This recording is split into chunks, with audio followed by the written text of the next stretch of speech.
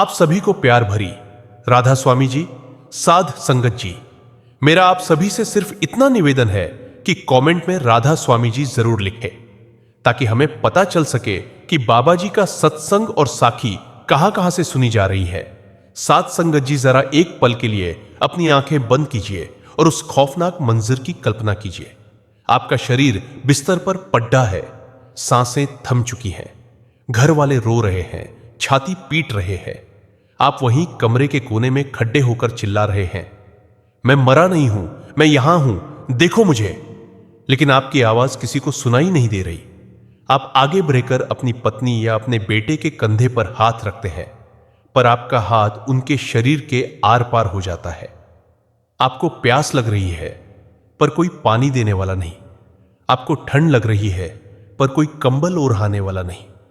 क्या आपने कभी सोचा है कि शरीर छोड़ने के बाद अगले 13 दिनों तक आत्मा अपने ही घर की छत पर, अपने ही आंगन में क्यों भटकती रहती है?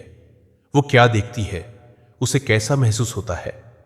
आज के इस सत्संग में हम मौत के उस पार का वो सच जानेंगे, जिसे जानकर आपके पैरों तले जमीन खिसक जाएगी। संत महापुरुष और गरुड़ध्वज पुराण समझाते हैं कि जब प्राण शरीर से निकलते हैं तो जीव को एक झटका लगता है, जैसे कोई गहरी नींद से अचानक जाग गया हो। पहले कुछ पल तो उसे समझ ही नहीं आता कि क्या हुआ है। वो अपने मृत शरीर को देखता है, फिर रोते हुए रिश्तेदारों को देखता है। वो कोशिश करता है वापस अपने शरीर में घुसने की, क्योंकि उसे अपने शरीर से बहुत मोह, अटैचमेंट होता है। लेकिन यमदूत उसे ऐसा करने से रोक देते हैं। जब शरीर को शमशान ले जाया जाता है और जला दिया जाता है, तब आत्मा को सबसे बड़ा आघात लगता है। वो शमशान घाट से अपने परिवार वालों के साथ वापस घर आती है। जी हां साध संगत जी, वो आत्मा पीछे पीछे घर आती है। अगले 10 से 13 दिन तक वो घर के कोने कोने में घूमती है। वो अपनी अलमारी देखती है, अपनी तिजोरी देखती है, अपना बिस्तर देखती है। उसे विश्वास नहीं होता कि जिस घर को उसने पाई पाई जो ढहकर बनाया था, आज उसका उस पर कोई अधिकार नहीं रहा। वो अपने बच्चों को आवाज देती है, पर बच्चे सुन नहीं पाते। उस समय आत्मा की तड़प एक मछली जैसी होती है जो पानी से बाहर निकाल दी गई हो। उसे भूख और प्यास सताती है, लेकिन यह पेट की भूख नहीं होती, यह वासनाओं और इच्छाओं की भूख होती है। सच्ची साखी, कंजूस सेठ और चाबियों का गुच्छा। इस बात को और गहराई से समझने के लिए एक गुरु अपने शिष्य को एक बहुत ही मर्मस्पर्शी साखी सुनाते हैं। एक बार एक बहुत अमीर सेठ था। उसने सारी जिंदगी सिर्फ पैसा जोता, न कभी दान किया, न कभी गुरु घर गया, न कभी सत्संग सुना। उसे अपने बेटों से और अपनी तिजोरी से इतना प्यार था कि वो रात को चाबियों का गुच्छा अपने तकिए के नीचे रखकर सोता था। अचानक एक दिन उसे दिल का दौरा पड़ रहा और उसकी मौत हो गई। अब ध्यान देना साध संगत जी, सेठ मर गया, शरीर जमीन पर पड़ रहा है, घर में रोना पीटना मचा हुआ है। सेठ की आत्मा वहीं खद्दी सब देख रही थी। उसे लगा कि मेरे बच्चे मुझसे कितना प्यार करते हैं, देखो कैसे रो रहे हैं। लेकिन जैसे ही उसकी अर्थी को शमशान ले जाने की तैयारी हुई, सेठ की आत्मा ने देखा कि उसका बड्ढा बेटा रोते रोते चुपके से उसके तकिए के नीचे हाथ डाल रहा है। आत्मा ने सोचा, शायद बेटा मेरी कोई निशानी ढूंढ रहा है, पर नहीं। बेटा वहां से तिजोरी की चाबियां निकाल रहा था, और चाबियां मिलते ही बेटे ने अपनी पत्नी को इशारा किया और कहा, संभाल कर रख लो, कहीं चाचा ताऊ की नजर न पट्टी डियाच जाए। यह दृश्य देखकर सेठ की आत्मा सन्न रह गई।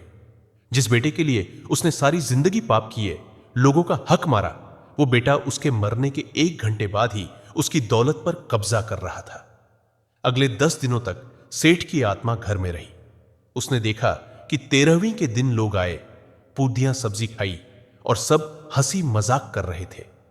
कोई सेठ को याद नहीं कर रहा था, सब उसकी जायदाद के बंटवारे की बात कर रहे थे। उन 13 दिनों में सेठ की आत्मा को प्यास लगी, पर पानी नहीं मिला। उसे प्यार चाहिए था, पर सिर्फ स्वार्थ दिखा।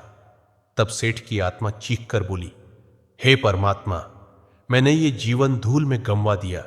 जिनके लिए मैं मरा वो तो मेरे कभी थे ही नहीं, लेकिन तब तक बहुत देर हो चुकी थी। इसे कहते हैं अंत समय पछतावा। लेकिन साध संगत जी, यहीं पर एक बहुत बड़ा भेद है। क्या हर आत्मा को यह दुख भोगना पड़ ढाता है? नहीं। जिस जीव ने वक्त के पूर्ण सदगुरु से नामदान लिया होता है और जिसने जीते जी सिमरन की कमाई की होती है, उसे 13 दिन भटकना नहीं पड़ ढाता। संत मत का यह गूढ़ रहस्य समझ लो। जब एक प्रेमी सत्संगी शरीर छोड़ता है तो उसे लेने डरावने यमदूत नहीं आते, उसे लेने स्वयं उसके सतगुरु आते हैं। जैसे ही प्राण निकलते हैं, गुरु अपनी बाह फैलाकर खड़े डीहे होते हैं। शिष्य अपने शरीर की तरफ मुंह कर देखता भी नहीं। उसे अपने घर बार या तिजोरी की परवाह नहीं होती, क्योंकि उसे सामने सचखंड का नजारा दिख रहा होता है। दुनिया वाले 13 दिन तक रस्में करते हैं, पिंडदान करते हैं, रोते हैं, लेकिन वो आत्मा तो उसी क्षण प्रकाश के घुड्डे पर सवार होकर शब्द धुन को पकड़ ढकर सितारों से भी ऊपर अपने असली घर पहुंच जाती है। उसे न भूख सताती है न प्यास, क्योंकि उसे अमृत का स्वाद मिल चुका होता है। इसलिए साध संगत जी, ये जीवन पानी के बुलबुले से ज्यादा कुछ नहीं है। मौत का बुलावा कभी भी आ सकता है। यह 13 दिन का पड्ड ढाव उन मनमुखों के लिए है जिनका मोह इस दुनिया में फंसा हुआ है, जो मर तो गए हैं पर जिनका मन अभी भी घर की दीवारों में अटका है। लेकिन आप गुरुमुख बनो, जीते जी मर जाओ, यानी जीते जी इस संसार से अपना मोह तो ढलो, अपनी जिम्मेदारियां निभाओ, पर दिल में सिर्फ सदगुरु को बसाओ। अगर आज तुम्हारा तार मालिक से जुदा है तो मौत तुम्हारे लिए अंत नहीं बल्कि महोत्सव, सेलिब्रेशन होगी। उस दिन तुम्हें डर नहीं लगेगा, बल्कि खुशी होगी कि आज कैद से आजादी मिली और मैं अपने प्यारे पिता परमात्मा की गोद में जा रहा हूं। साध संगत जी, एक सच्ची साखी सुनो। बहुत समय पहले की बात है। एक बहुत ही गरीब सत्संगी भाई था। उसके पास न तो अच्छी जमीन थी न कोई पक्का मकान। वो दिहाड़ी मजदूरी करके अपना पेट पाल रहा था, लेकिन उसके दिल में अपने गुरु के लिए बेपनाह मोहब्बत थी। उसका एक ही सपना था कि इस बार बैसाखी के भंडारे पर मैं अपने गुरु के दर पर जाऊंगा और अपनी मेहनत की कमाई से कुछ सेवा छराऊंगा। इसके लिए उसने पूरे साल एक एक पैसा जोड़ा। कभी आधा पेट खाया, कभी पैदल चलकर पैसे बचाए। साल भर की मेहनत के बाद उसने 500 रुपये जमा किए। उस जमाने में 500 रुपये एक गरीब के लिए लाखों के बराबर थे। वो बहुत खुश था। उसने उन रुपयों को एक पोटली में बांधा और अपनी जेब में सुरक्षित रखकर ट्रेन में बैठ गया। पूरे रास्ते वो सिमरन करता जा रहा था और मन ही मन सोच रहा था कि जब गुरु महाराज के आगे यह भेंट रखूंगा तो वो मुझे देखकर कितना खुश होंगे। सफर लंबा था। भाई की आंख लग गई।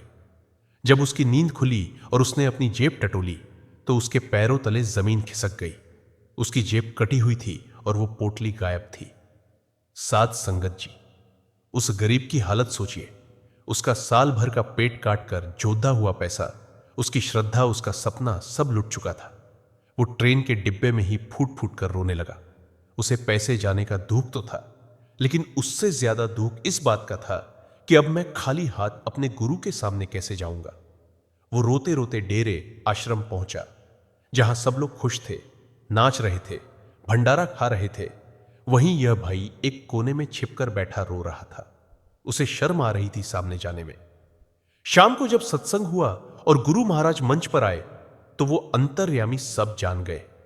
सत्संग खत्म होने के बाद उन्होंने सेवादारों को भेजकर उस भाई को अपने पास बुलाया। भाई डरता हुआ सिर झुकाए खद्दा था। गुरु महाराज ने मुस्कुराते हुए पूछा, बेटा तू इतना उदास क्यों है? तेरी आंखों में ये आंसू क्यों? वो भाई फफक कर रो पड़ा और बोला, महाराज मैं लुट गया। मैं आपके लिए सेवा लाया था, लेकिन किसी ने मेरी जेब काट ली। मेरे पास अब आपको देने के लिए सिर्फ ये आंसू बचे हैं। तब गुरु महाराज ने जो कहा उसे ध्यान से सुनना साध संगत जी। गुरु जी हंसे और बोले, बेटा तू रो मत। वो पैसे चोरी नहीं हुए, वो तो मैंने खुद तुझसे दूर करवा दिए। भाई हैरान रह गया। गुरु जी ने समझाया, भोले जी तू नहीं जानता, जिन पैसों को तूने इतनी मेहनत से जोता था उन पैसों में पिछले जन्मों का एक बहुत भारी कर्म और लेन देन जुटा हुआ था। अगर वो पैसे तेरी जेब में रहते तो अगले स्टेशन पर तेरे साथ एक जानलेवा हादसा होने वाला था। तेरी जान जाने वाली थी। मैंने उस काल मौत के वार को उन पैसों पर टाल दिया। पैसे चले गए लेकिन तेरी जान बच गई। अब बता, तुझे पैसे प्यारे हैं या यह जीवन जिससे तू भजन कर सके? यह सुनकर उस भाई के रोंगटे खड्डाढे हो गए। वो समझ गया कि जिसे वो चोरी समझ रहा था वो असल में गुरु की दया थी। वो गुरु के चरणों में गिर पड़ा और बोला, दातार, मुझे माफ कर दो, मैं आपकी मौज को नहीं समझ पाया।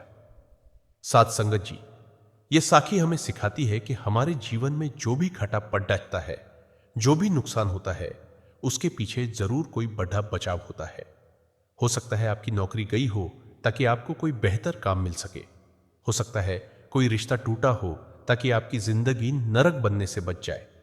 हम नहीं जानते कि आने वाला कल कैसा है, लेकिन हमारा माझी गुरु जानता है।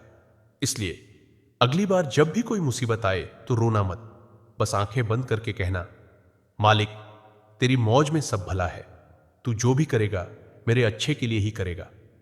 साध संगत जी, अगर आज के इस सत्संग ने आपके दिल को छुआ है और आपकी रूह को जगाया है तो कृपया इस वीडियो को लाइक जरूर करें। यह सिर्फ एक लाइक नहीं, आपकी तरफ से हाजिरी होगी। ऐसी ही रूहानी साखियां सुनने के लिए नीचे दिए गए सब्सक्राइब बटन को दबाकर हमारे रूहानी परिवार का हिस्सा बने और बेल आइकन घंटी जरूर दबाएं ताकि अगला सत्संग सबसे पहले आप तक पहुंचे। कमेंट बॉक्स में राधा स्वामी जी लिखकर अपनी हाजिरी जरूर लगवाएं। मालिक आप सबके सिर पर मेहर भरा हाथ रखे। बड्डे ही प्रेम और सत्कार से बोलिए, राधा स्वामी जी।